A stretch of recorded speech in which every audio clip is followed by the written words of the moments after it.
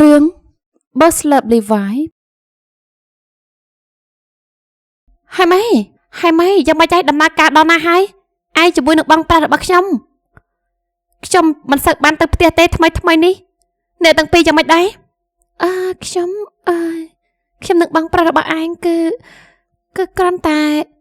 រមត្រីភាពជាមួយគ្នាហើយចង្រៃយោនិយាយស្អីហ្នឹងហើយនិយាយអញ្ចឹងឯងទៅមង្គលការរបស់មិនហៅទេមិនហៅបានផ្ញើលិខិតអញ្ជើញមកបងប្រុសរបស់ឯងរួចហើយគេក៏យល់ព្រមដែរថានឹងទៅល្អណាស់ឯងនឹងបងប្រុស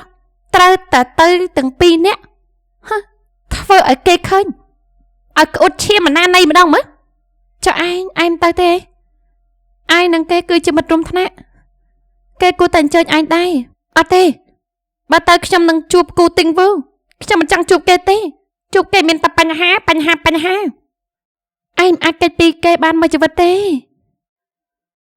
ហើយនិយាយអញ្ចឹងមិនក៏ឯងនឹងគេបែកគ្នាយើងស្រឡាញ់គ្នាហើយសិតគប់គ្នាកាលពីនៅរៀនតែនៅជាមួយគ្នាយើងសប្បាយចិត្តណាស់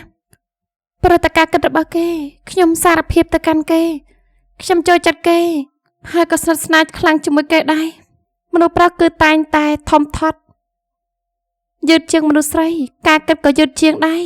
ទំនាក់ទំនងរវាងមនុស្សពីរនាក់ប្រហែលជាគេគិតថាឯងហើយនឹងគេគឺ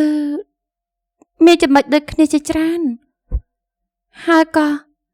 ចាត់ទុកគេគឺជាគូស្នេហ៍ត្រូវហើយឯងនិយាយត្រូវខ្ញុំគ្រាន់តែជាគ្រឿងលម្អរបស់គេនៅពេលដែលគេទៅរៀននៅបរទេសត្បូងគេតាក់ទងមកខ្ញុំជារៀងរាល់ថ្ងៃបន្ទាប់មកក៏លែងសូវទទួលបានការតាក់ទងមកពីគេហើយបន្ទាប់ពីនោះខ្ញុំក៏ទទួលបានទូរស័ព្ទពីគេប្រាប់ថាបែកគ្នាបងប្រុសរបស់ខ្ញុំបានត្រូវគេហើយក៏បានផ្ដាច់គេដែរអតីតកាលគឺជាអតីតកាលជីវិតយុវវ័យរបស់ឯងគឺស្រស់ស្អាតណាស់នៅពេលដែលឯងបានប្រគល់វាទៅគេឯងគួរតែកុំសោកស្ដាយវាអីបំភ្លេចវាចោលទៅវាមិនខុសអីពីខ្ញុំជាមួយនឹងមិនហើយទេដល់នៅជាមួយគ្នាកាលពីក្មេងអាកាសធាតុពិតជាល្អមែនទែនចំជាថ្ងៃដ៏ល្អសម្រាប់ពិធីមង្គលការមែនថ្ងៃនេះគឺជាថ្ងៃរៀបការរបស់មិនហើយខ្ញុំត្រូវតែតែងខ្លួនឲ្យស្អាតបំផុតទុក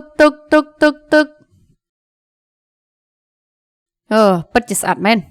ប្រកាសហើយចាខ្ញុំគួរតែអរគុណគេដែលគេមិនបានសុំខ្ញុំរៀបការ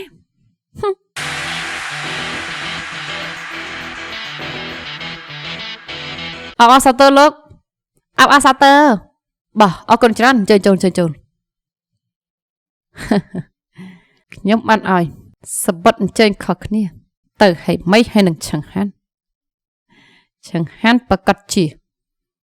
នាំមិត្តស្រីរបស់គេមកចូលរួមហើយយើងនឹងចាំមើលថាតើហេម៉ីដល់កំសត់របស់យើងនឹងទៅជាបែបណាអាយ៉យនោះគឺជាលោកប្រធានឆឹងមែនទេនោះហើយចុះស្រីម្នាក់នៅក្បែរគេនោះគឺជាអ្នកណាទៅមិត្តស្រីរបស់គេទៅដឹងមែនហើយមិត្តស្រីរបស់គេទៅដឹងពួកយើងធ្វើហួសហេតុពេកអត់នេះគឺជាលទ្ធផលដែលខ្ញុំបានគិតទុករួចមកហើយវាគឺជាការសងសឹកដ៏ល្អចំពោះអ្នកដែលធ្លាប់ធ្វើបាបនាងលោកប្រធានឆឹងសួស្ដីចាមិនជ្រាបថាមនុស្សស្រីដ៏ស្រស់ស្អាតដែលកំពុងតែនៅក្បែរខ្លួនលោកមិត្តស្រីរបស់លោកមែនទេអូតើនៅទាំងពីរតេតើគ្នាតាំងពីអង្កលណោះរបាល់យោ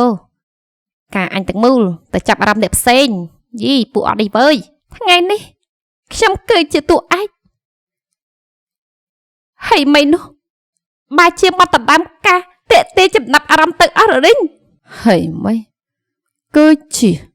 មិត្តស្រីរបស់ឆឹងហានណាហេតុអីបានជាគេយកចិត្តទុកដាក់ជាមួយនឹងហើយមិនចឹកនេះក្រឹបសំថតមួយ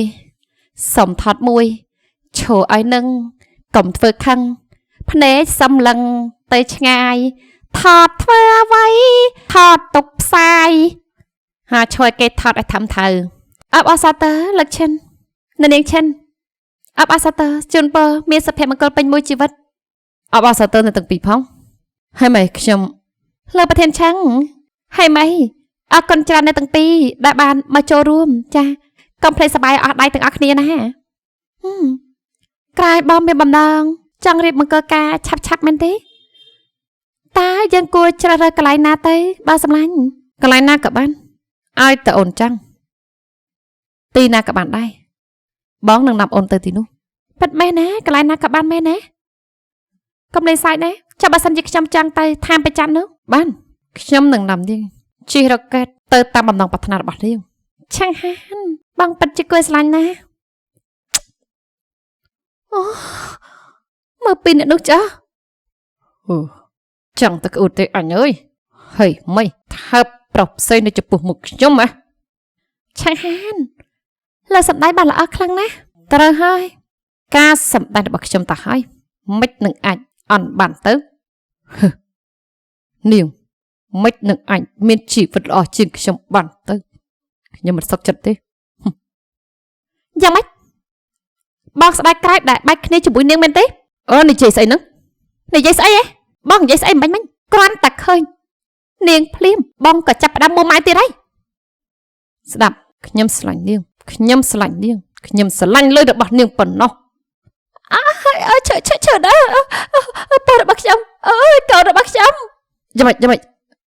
មានអូនកាត់ស្អីកូនរបស់យើងយ៉ាងម៉េចហើយម៉េចនាងមិនសប្បាយចិត្តទេមែនទេឆាំងហានកុំបារម្ភពីខ្ញុំអីចាប់ពីថ្ងៃនេះទៅខ្ញុំនឹងលេងកាត់ទុកទៀតហើយខ្ញុំត្រូវតែរស់នៅឲ្យសប្បាយចិត្តខ្ញុំសម្រេចចិត្តហើយថានឹងបំភ្លេចរឿងអតីតអរគុណដែលធ្វើសម្រាប់ខ្ញុំនៅថ្ងៃនេះបើសិនជានាងបំភ្លេចគ្រប់យ៉ាងបានហើយនាងអាចចូលមកក្នុងអនាគតរបស់ខ្ញុំបានទេខ្ញុំសៀមអីខ្ញុំត្រូវទៅមុនដែរជួបគ្នាពេលក្រោយបងស្រីថ្លៃបងស្រីហេតុអីបានជាបងមកទីនេះបងមកជាមួយបងប្រុសខ្ញុំហ៎ប្រហែលយើងមកទីនេះកាលពីជប់មិញរួចហើយកូនកំឡោះថ្ងៃនេះគឺជាមិត្តប្រុសការរៀននៅមហាវិទ្យាល័យរបស់ឯងមែនទេឯងបែកគ្នាហើយមែនទេរឿងវាវែងឆ្ងាយណាស់យើងគួរកុំនិយាយពីរឿងនេះទៀតអីវាជាដិតការទៅហើយណាបងប្រុសរបស់ខ្ញុំមកក៏ខ្ញុំមិនឃើញគាត់នោះហើយម៉េចខានជួបគ្នាយូរហើយឯងចាំបាច់ហើយshit ខ្ញុំត្រូវចាប់បានហើយបងប្រុសខានជួបគ្នាយូរហើយបងនៅរស់ទេបងប្រុសខ្ញុំនឹកបងណានឹកខ្លាំងណាស់ឯងនៅតែចាំខ្ញុំបានណាហេតុអីបានជាអាចហើយនឹងមិនហៅបែកគ្នា